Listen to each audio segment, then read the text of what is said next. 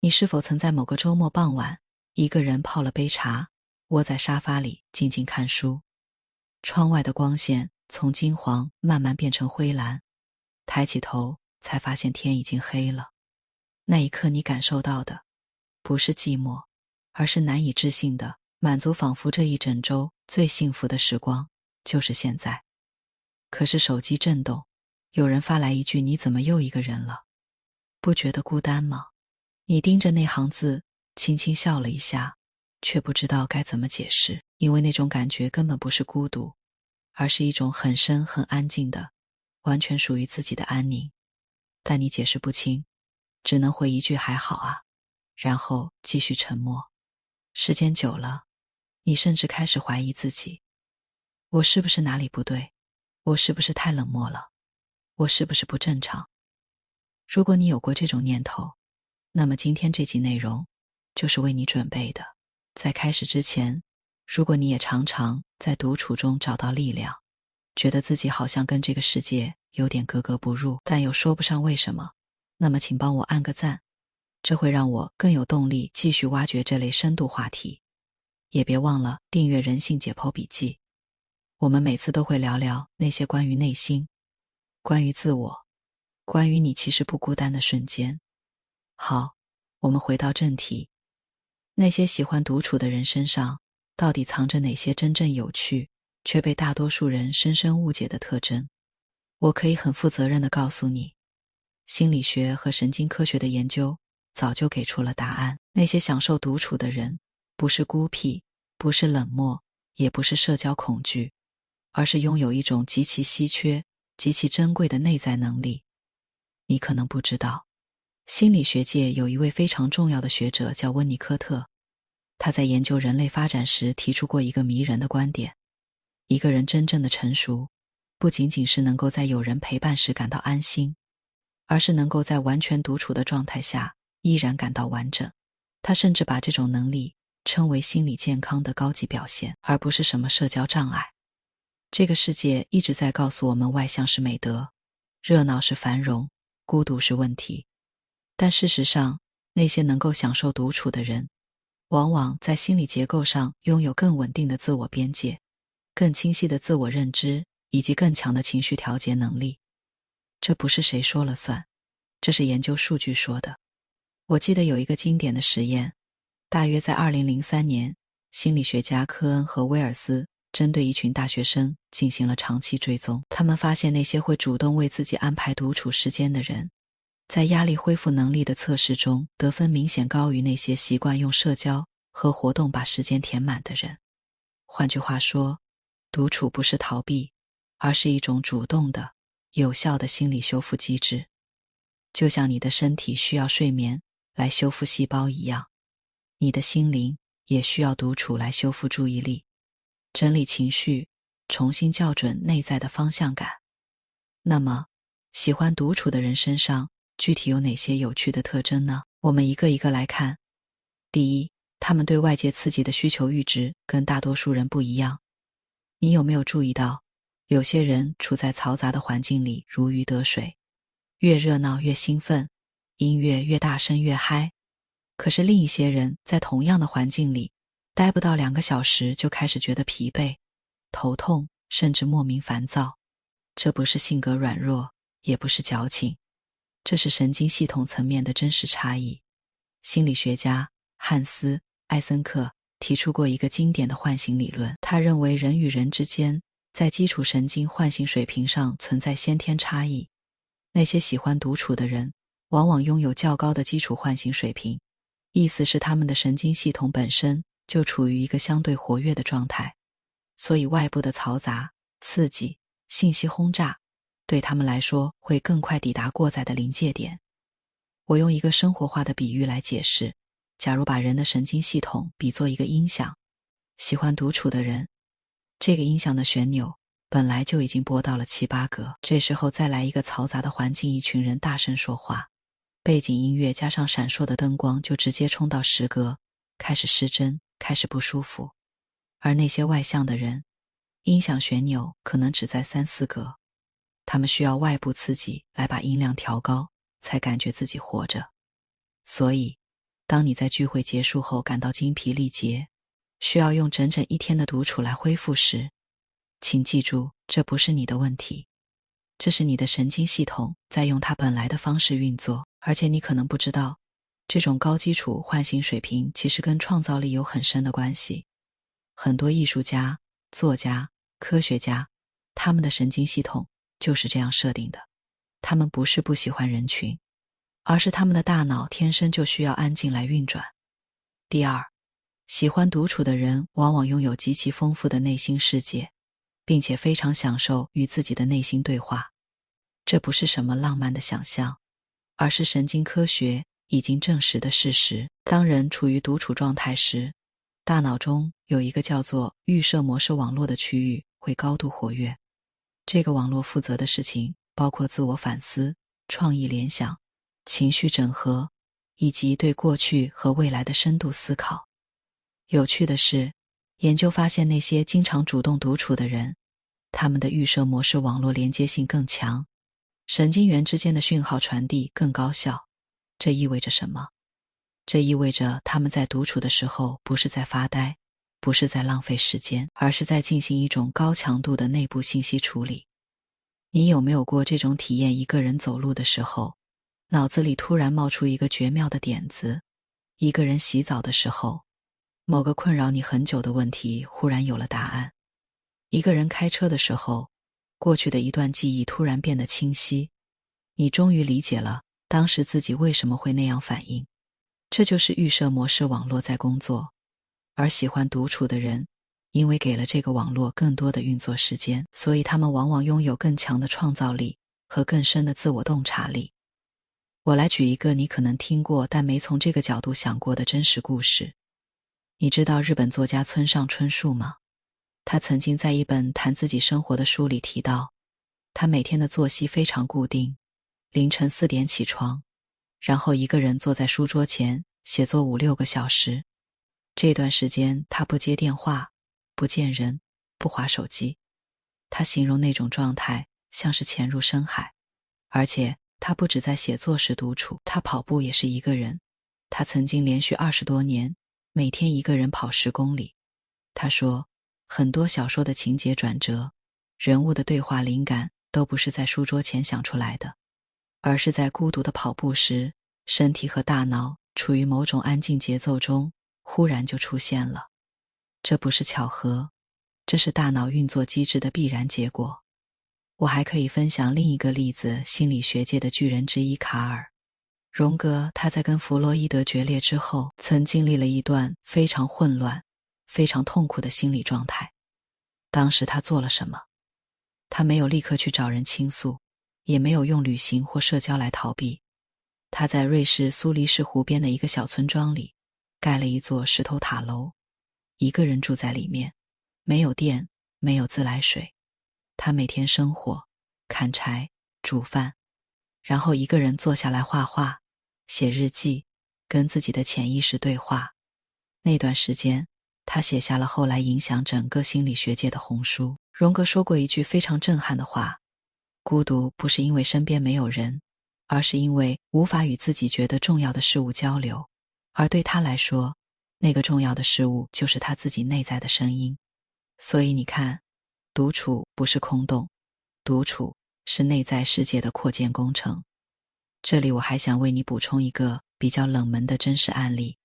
来自近代心理学界一位重要的人物约翰·卡西奥波。他是芝加哥大学的心理学教授，长期研究孤独与社交连结的神经机制。你可能不知道，他做过一个非常有意思的实验。他招募了一批受试者，让他们在实验室里完成一段时间的独处任务，同时扫描他们的大脑。结果发现，那些平常就习惯主动独处的人，在独处时，大脑的前额叶皮质，也就是负责高阶认知和情绪调控的区域活跃程度明显上升。而那些害怕独处的人，在同样的情景下，大脑的杏仁核，也就是恐惧和警觉中枢，反而被启动了。这说明什么？说明同样是一个人待着，对某些人来说是大脑的成长模式，对另一些人来说却是警报模式。差别不在于环境，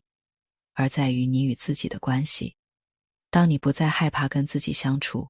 你的大脑会自动将这段时间转换成修复、创造和整合的资源，这是神经可塑性给我们最棒的礼物之一。第三，喜欢独处的人对关系的质量有着极高的要求，而不是数量。这一点经常被误解为挑剔、难相处，甚至有点自闭。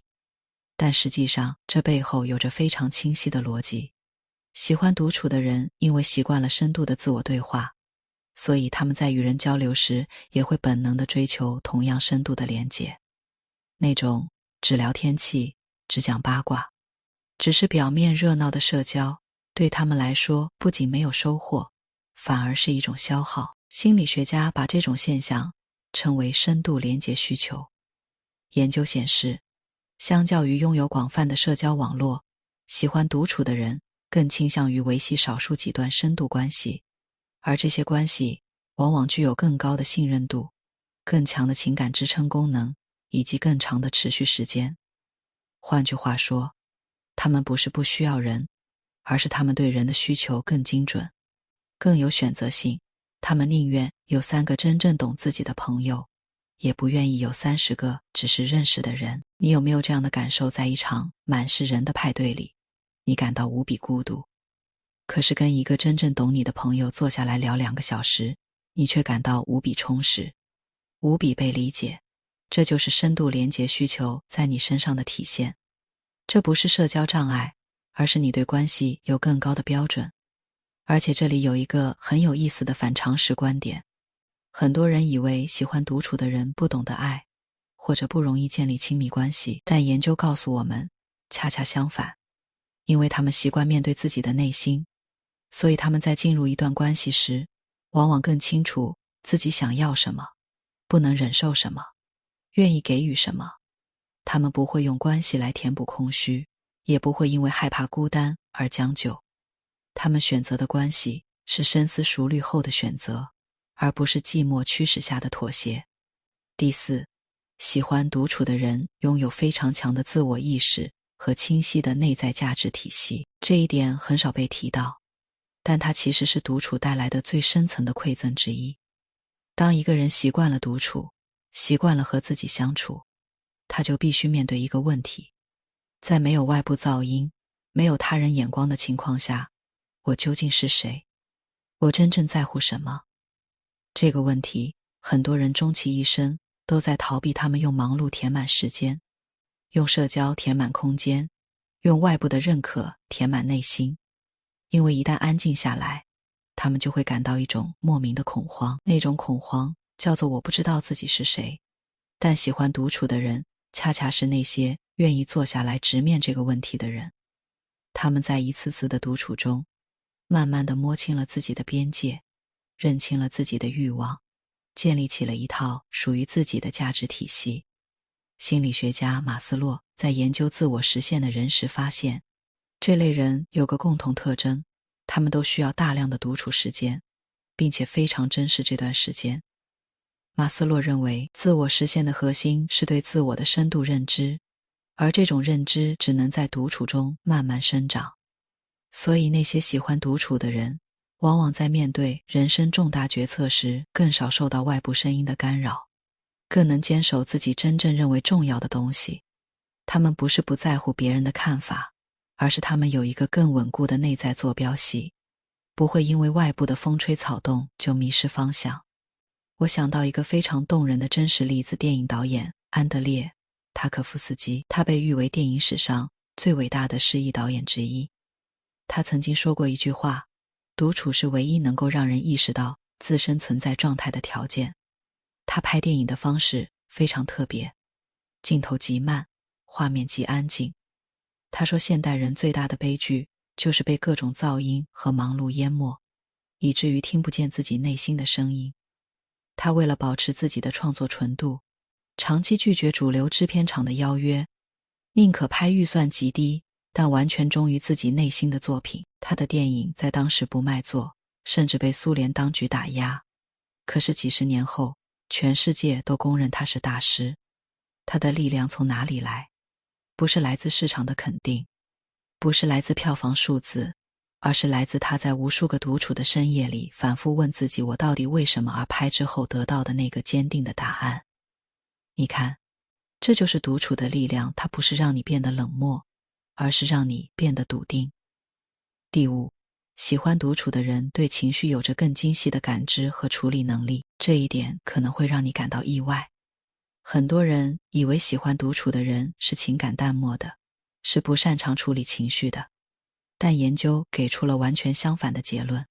神经科学家发现，经常独处的人在情绪识别和情绪调节方面的能力，往往优于那些习惯用社交来处理情绪的人。原因是什么呢？原因在于独处给了他们足够的空间去真正感受和处理自己的情绪，而不是把情绪转移出去，或者用外部刺激来掩盖它。我用一个比喻来说明，情绪就像一杯浑浊的水，如果你不断搅动它，加入新的东西，它永远是浑浊的。但如果你把它放在那里安静地等待，泥沙会慢慢沉淀，水会慢慢变清。独处就是给情绪沉淀的时间和空间。所以喜欢独处的人在遇到情绪波动时，往往会先给自己一段安静的时间，而不是立刻找人倾诉或寻求外部安慰。这不是压抑情绪，而是一种更成熟、更有效的情绪处理方式。他们知道，有些情绪需要在安静中被自己看见，才能真正被消化。而那些总是想用聊天、购物、聚会来转移注意力的人，往往会发现同一种情绪反复回来，因为它从来没有真正被处理过。我记得有一个研究追踪了一群正在经历失恋的人，结果发现那些倾向于在分手后给自己一段独处时间，写日记、反思关系的人，复原的速度虽然看起来比较慢，但他们在1年后的幸福感和自我接纳度远远高于那些立刻投入新关系或狂欢派对的人。因为前者真正经历了情绪的沉淀，而后者只是把情绪暂时盖住了。所以下次你觉得难过，想一个人静一静的时候，请不要怀疑自己是不是有问题，你只是在用一种更聪明的方式跟你的情绪相处。第六，喜欢独处的人往往具有极强的专注力和深度工作能力。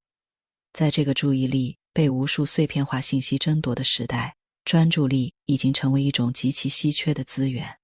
而喜欢独处的人恰恰在这方面有着天然的优势，因为他们习惯在没有外部干扰的环境中思考。他们的大脑更擅长进入一种被心理学家米哈里·契克森米哈赖称为心流的状态。心流是一种完全沉浸在某项活动中的意识状态，在这种状态下，人的创造力和生产力都会达到峰值，你会忘记时间，忘记饥饿，忘记手机的存在，整个人跟正在做的事情合二为一。研究发现，能够频繁进入心流状态的人有一个共同点，他们都能够主动创造和保护自己的独处时间。他们知道深度的工作和思考需要一段不被打扰的安静时光。你有没有注意到，当你真正一个人安静地做一件事时，那种专注和投入的感觉，和在嘈杂环境中被逼着完成任务的感觉是完全不同的。两种体验，前者让你感到充实、有力量，甚至有点上瘾；后者让你感到疲惫、空洞，只想赶快结束。这就是独处对专注力的滋养在起作用。为了让你更深刻地理解这一点，我想跟你分享一个你可能听过但未必从独处角度想过的名字——大卫·林奇。他是美国当代最独特的电影导演之一，拍过《穆赫兰道双峰》这些超现实主义的经典作品。你知道他怎么工作吗？他曾经在访谈中说过，他所有的剧本创意，所有的画面灵感，都不是在片场跟人讨论出来的，而是在他每天固定2次的超绝静坐中浮现的。他从70年代开始练习静坐，每天早上和下午各1次，每次大约20到30分钟，完全一个人，不说话，不思考，不做任何事情，只是纯粹的静静坐着。他说，在那种深层的安静中，想法不是被想出来的，而是像泡泡一样自己从底下浮上来。他形容那种感觉像是潜入一片宁静的海洋，然后海底的珍珠自己滚到你手上。很多人以为创造力来自于脑力激荡，来自于团队讨论，来自于不断的外部输入。但大卫·林奇用几十年的创作生涯证明了另一条路最珍贵的想法往往诞生在最安静的独处时刻。这不是玄学，而是当你的大脑不再忙着接收外部信息时，它终于有余力去整合那些你早已埋藏在潜意识深处的碎片。说到这里，我想跟你聊一个很深的问题，你会不会因为喜欢独处而感到过愧疚？我有时候会收到观众的私信，他们说，我觉得自己好像不太合群，同事约聚餐我常常不想去，家人说我太孤僻，我是不是应该改变自己？每次看到这样的讯息，我都觉得心疼。那种愧疚感来自于一个我们从小被灌输的错误观念：热闹等于幸福，合群等于健康，外向等于成功。但这个观念从来就没有被科学支持过。心理学家苏珊·凯恩在他的经典著作《安静》中指出，在现代社会，大约有1/3到1/2的人在某种程度上更倾向于独处和安静的环境。这不是少数异类，这是人类正常的多样性分布。进化心理学告诉我们，在人类的祖先群体中，既需要那些善于社交、维系群体关系的人，也需要那些善于独处、思考、观察环境、解决复杂问题的人。这两种特质在进化上都有其不可替代的价值。所以你喜欢独处，不是因为你有问题，而是因为你是人类多样性的一部分，你的神经系统、你的大脑结构、你的内心世界都在以他们本来的方式运作着，而这种方式有其独特的美丽和力量。当然，我们也需要诚实地面对一点，喜欢独处并不意味着可以完全回避所有的社交和连结。人类毕竟是社会性动物，真正的孤立对心理健康是有害的。喜欢独处的人需要的不是消灭所有的社交，而是找到属于自己的节奏，在需要充电的时候给自己独处的空间，在需要连结的时候选择真正有质量的关系。这种平衡本身就是一种智慧。而且有一件事很值得被说出来，那些喜欢独处的人往往对他人也有着更深的尊重和理解，因为他们尊重自己需要空间的需求，所以他们也更能理解别人需要空间的时候。他们不会用自己的热情去侵占别人的边界，也不会用道德绑架去要求别人一定要热闹。他们懂得每个人都有权利选择让自己感到舒适的相处方式，这种尊重其实是一种非常成熟、非常温柔的质量。你知道吗？世界上很多最深刻的思想、最动人的艺术、最重要的发现，都诞生在某个人的独处时光里，不是在热闹的派对上，不是在嘈杂的会议室里，而是在某个安静的角落，某个人的清晨，某个不被任何人打扰的夜晚。独处从来不是人生的缺席，而是另一种形式的深度在场。所以下次当有人问你，你怎么又一个人了，你可以微笑着告诉他，我正在跟我自己在一起，而这正是我这一生最重要的关系之一。请记住这句话，真正的丰盛不是把每一分钟都填满，而是知道什么时候需要安静，什么时候需要连结，并且有勇气按照自己的节奏去生活。你喜欢独处，这不需要被原谅，不需要被解释，也不需要被改变，它是你的一部分，而且是很美的那一部分。如果你今天听到这里，觉得自己被看见了，被理解了，或者对独处有了新的认识，请在下方留言区告诉我，你最近一次享受独处时刻是在做什么？是看书、散步、煮饭，还是什么都不做，只是静静坐着？我很想听听你的故事，也别忘了帮我点个赞，让更多同样喜欢独处，同样曾在某个夜晚怀疑过自己的人看到这支影片，知道他们并不孤单。最后，如果你想要更多关于心理学、自我认知、内心世界的深度内容。记得订阅人性解剖笔记，开启小铃铛，我们下期见。